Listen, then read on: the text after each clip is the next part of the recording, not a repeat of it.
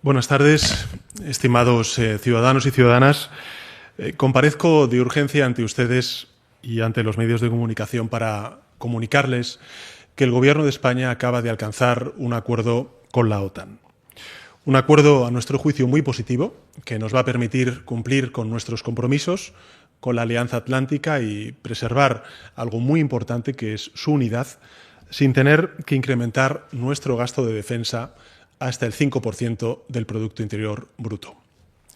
Como saben, lo he explicado en muchas ocasiones, vivimos tiempos convulsos. No hay más que acercarse a la actualidad internacional para constatarlo. La vecindad europea se ha vuelto más inestable y belicosa que lo que era hace unos años. Al imperialismo de la Rusia de Vladimir Putin se ha sumado la proliferación de amenazas híbridas, de nuevos conflictos armados, un rebrote del terrorismo yihadista, golpes de Estado en una región muy importante para España como es el Sahel, y un conflicto creciente y muy preocupante en Oriente Medio que amenaza con desestabilizar al mundo entero. La delicada situación en Irán es un muy buen ejemplo de ello.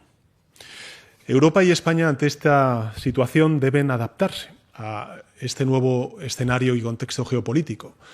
España, por tanto, debe reforzar sus alianzas, modernizar nuestras capacidades técnicas y humanas, sobre todo para neutralizar las amenazas que se puedan cernir, como se ciernen en el flanco sur europeo. Y debemos hacerlo para proteger nuestro país y también para contribuir a la protección de ese proyecto común que se llama Europa.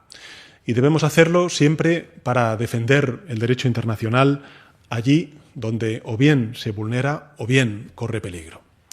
Es por eso que desde el año 2018 el Gobierno de España ha adoptado medidas difíciles, pero necesarias en este ámbito de adaptarnos a ese nuevo contexto geopolítico. Hemos duplicado nuestra inversión anual en seguridad y en defensa, pasando en 2018 del 0,9% del PIB que dejó la anterior administración conservadora hasta lograr, como nos hemos fijado, el 2% del Producto Interior Bruto en seguridad y en defensa para este año, en el año 2025. Y junto con ello hemos aumentado en más de 14.000 los efectivos de nuestras fuerzas y cuerpos de seguridad del Estado. Hemos prestado un apoyo logístico, humanitario, financiero, absolutamente multimillonario a un país que está siendo agredido como es Ucrania. Y hemos ampliado nuestra participación en misiones de paz, de protección en el extranjero, hasta convertirnos en uno de los 5 países de la OTAN que más efectivos tiene desplegados en la frontera oriental de Europa. Y gracias a estas medidas, y también a otras muchas, que no quiero extenderme, España es hoy un actor clave de la arquitectura de seguridad de la Unión Europea, de la Alianza Atlántica y también de Naciones Unidas. Y lo va a seguir siendo. Lo va a seguir siendo primero por necesidad, en segundo lugar por convicción y en tercer lugar por liderazgo. Hace unos meses, es cierto, algunos líderes internacionales propusieron que en la cumbre de La Haya que vamos a celebrar esta misma semana, todos los miembros de la Alianza, de la OTAN, se comprometiesen a más que duplicar su gasto en defensa hasta alcanzar una inversión anual del 5% de su Producto Interior Bruto en el año 2032. Desde entonces, el Gobierno de España ha venido diciendo lo mismo en los consejos atlánticos de la OTAN, en las reuniones de ministros y ministras de defensa, también en Bruselas, en las ruedas de prensa. Nosotros entendemos la dificultad del contexto geopolítico, respetamos, como no puede ser de otra manera, plenamente el deseo legítimo de otros países de aumentar su inversión en defensa, si así lo quisieran, pero nosotros no vamos a hacerlo. Y no vamos a hacerlo por 3 razones fundamentales que me gustaría compartirles brevemente. En primer lugar, porque en nuestro caso, un 5% del Producto Interior Bruto de gasto en defensa sería desproporcionado e innecesario. Los ciudadanos deben saber que el funcionamiento de la OTAN es el mismo que desde hace muchas décadas. Primero, la OTAN lo que hace es identificar los peligros y las amenazas que se ciernen sobre ella. Después, hace un listado de las capacidades técnicas, humanas, que se necesitan de todos los aliados para neutralizar esos peligros y esas amenazas. Y finalmente, asigna a cada aliado, a cada Estado miembro de la OTAN, el deber de desarrollar una parte proporcional de esas capacidades. Pues bien, ese ejercicio de planificación se revisa cada 4 años. La última actualización se aprobó a principios de este mes, el pasado 5 de junio, momento en el que los objetivos de capacidades de cada aliado se acordaron dentro de la OTAN y va a tener además una vigencia que tendrá que alcanzar de aquí a los próximos años esas capacidades. Los datos son muy elocuentes porque indican que cada país necesitará invertir una cantidad de dinero diferente en función de su PIB para lograrlo. Algunos tendrán que invertir el 5% de su PIB, otros mucho menos, y esa asimetría, esa diferencia es normal y además es inevitable, puesto que existen diferencias económicas muy notables entre aliados. Piensen, por ejemplo, que en algunos países el salario medio de un soldado es 3 veces mayor que en otros países también que son miembros de la OTAN, o que producir ciertas capacidades de defensa o adquirir esas capacidades de defensa en ciertos países cuesta la mitad que en otros. Es por eso que el método de trabajo de la OTAN siempre se ha centrado en la aportación de las capacidades y no en los porcentajes de PIB. En lo que se refiere a España, los técnicos de nuestras Fuerzas Armadas han sido claros y son muy concisos y muy profesionales en sus cálculos. Según sus estimaciones, España va a necesitar dedicar alrededor del 2%, en concreto el 2,1% de su PIB, para adquirir y para mantener todo el personal, todo el equipamiento, todas las infraestructuras solicitadas por la Alianza para hacer frente con nuestras capacidades a esas amenazas y a esos desafíos a los que antes he hecho referencia. Por tanto, el 2,1%, ni más ni menos. Por eso, respetando la soberanía que cada uno de los aliados tiene para destinar el gasto que consideren a defensa, para el Gobierno de España no tiene sentido comprometerse a gastar el 5% del Producto Interior Bruto en defensa. Porque hacerlo nos obligaría a incumplir nuestra palabra, a despilfarrar también miles de millones de euros o, paradójicamente, tampoco nos haría estar más seguros, ni ser mejores aliados, ya que en el fondo nos alejaría de la verdadera solución, que es avanzar hacia la creación de una Unión Europea de la Seguridad y la Defensa, tal y como expliqué a los representantes del Congreso de los Diputados en mi comparecencia del pasado mes de abril. Junto con esta primera razón, hay una segunda razón que me gustaría compartir con ustedes, y es que, lo hemos dicho en muchas ocasiones, Europa necesita avanzar en su autonomía estratégica. Tiene que ser capaz de protegerse. Y para lograrlo, la clave no es gastar más, es gastar mejor, es gastar juntos. Lo esencial es aumentar la interoperabilidad de nuestras Fuerzas Armadas. Lo fundamental es establecer mecanismos de compra común, es desarrollar una industria de la defensa propia y crear de una vez por todas, al menos a juicio del Gobierno de España, el Ejército Común Europeo. En definitiva, es hacer efectiva en el ámbito de la seguridad y la defensa esa autonomía estratégica de la que venimos logrando y hablando desde hace años. Precipitarnos, por tanto, de forma, yo diría que artificial, a un 5%, no nos ayudaría a alcanzar ninguno de esos objetivos. Al contrario. Por un lado, nos haría enviar cada vez más dinero a la industria de otros países y a ser cada vez más dependientes de ellas. Y por otro, dañaría nuestro crecimiento económico en el medio y en el largo plazo al provocar presiones inflacionistas y, por tanto, alzas de precios en determinadas materias primas, aumento excesivo de la deuda pública y del déficit público y falta de inversión en sectores que son claves para nuestro futuro, tanto desde el punto de vista del desarrollo económico como de nuestra competitividad y de nuestra cohesión social. Pongamos el caso del ámbito educativo, del ámbito biomédico o del ámbito digital.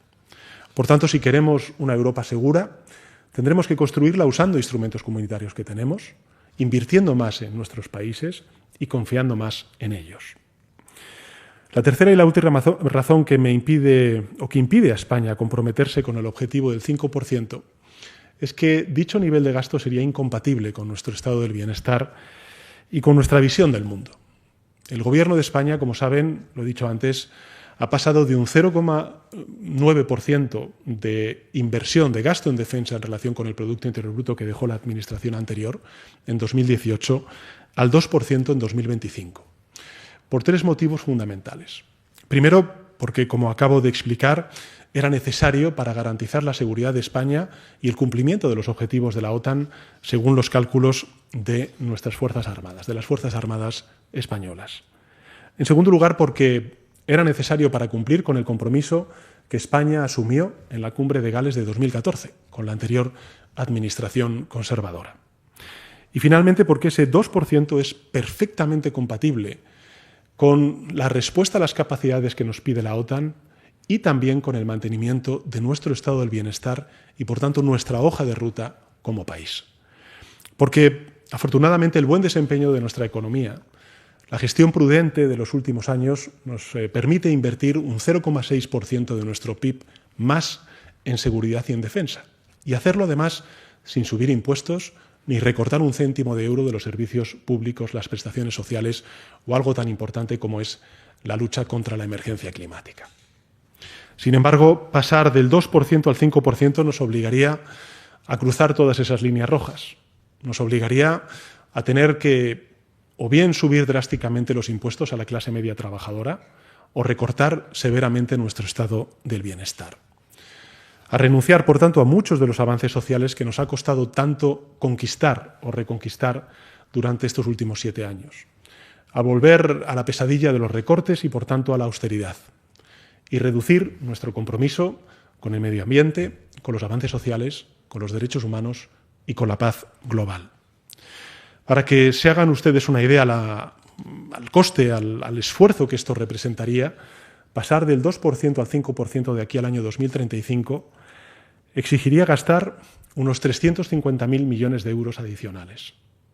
Repito, 350.000 millones de euros adicionales, que solo podrían conseguirse a base de subirle a cada trabajador y trabajadora los impuestos en unos 3.000 euros anuales. 3.000 euros anuales. Eliminar las prestaciones por desempleo, enfermedad y maternidad. Reducir en un 40% todas las pensiones o recortar a la mitad la inversión estatal en educación, desde los 0 años hasta la universidad. Cada miembro de la OTAN, como países soberanos que somos, tenemos el derecho y la obligación de elegir si se quiere o no asumir esos sacrificios. Y nosotros, como país soberano, elegimos no hacerlo.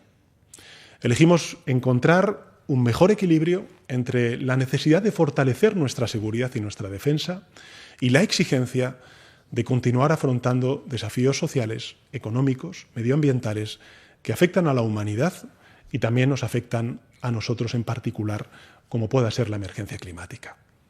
Elegimos destinar un 2% de nuestro PIB a la protección de España, de Europa y de la OTAN, mientras seguimos invirtiendo el resto en políticas sociales, en diplomacia, en ayuda al desarrollo, en comercio global y también en nuestro estado del bienestar. Lógicamente, los heraldos del desastre y la mentira dirán que esta decisión, que este acuerdo rompe la unidad de la OTAN y deja a España fuera de su paraguas protector, pero la ciudadanía debe estar tranquila y saber que ninguna de estas cosas es cierta.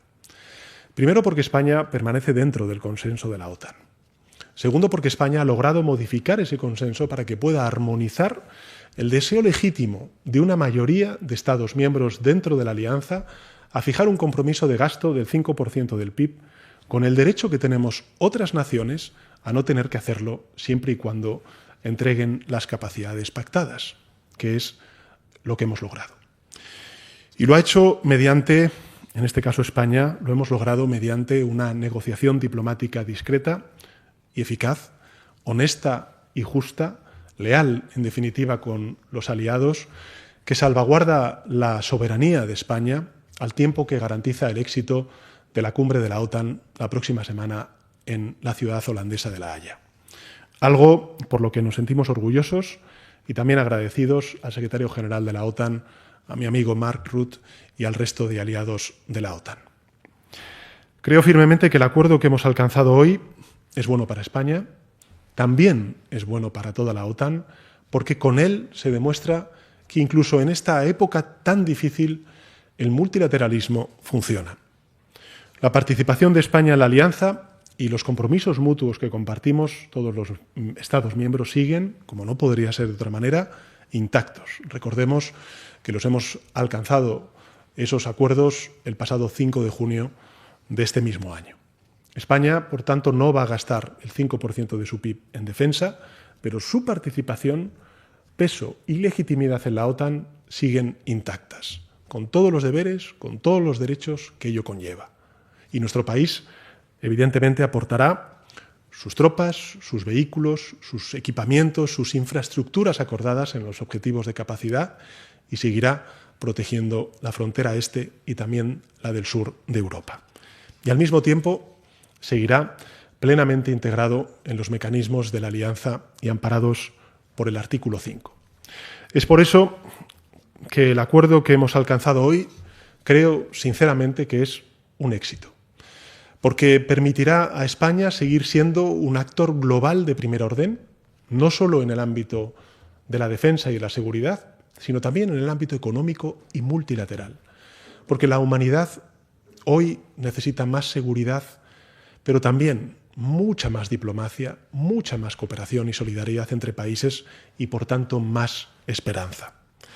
El mundo, como estamos viendo en los medios de comunicación en la actualidad, empieza a asomarse a un abismo oscuro. Estamos normalizando que ciertas potencias se bombardeen entre sí, que sus líderes intercambien amenazas nucleares y que la población civil sea la que sufra todas estas consecuencias. Nuestro país, España, no puede darle la espalda a esta realidad, pero tampoco debe darla por buena. Tenemos que protegernos ante esas nuevas amenazas, eso es evidente, pero también tenemos que exigir contención a unos y a otros y recordar al mundo y recordarnos a nosotros, y ahí está la historia, que las guerras no tienen ganadores, nunca. España, en ese contexto, tiene una vocación clara, y es la de la paz y el desarrollo, la cooperación y el multilateralismo. No queremos más conflictos, lo que queremos son más derechos, más justicia, más dignidad, porque la mejor forma de evitar guerras es generar prosperidad y esperanza. Y si bien es cierto que para ello necesitamos capacidad de disuasión, también necesitamos la firme voluntad de preservar la paz. Y en ese ámbito y con ese anhelo estará siempre España. Muchas gracias.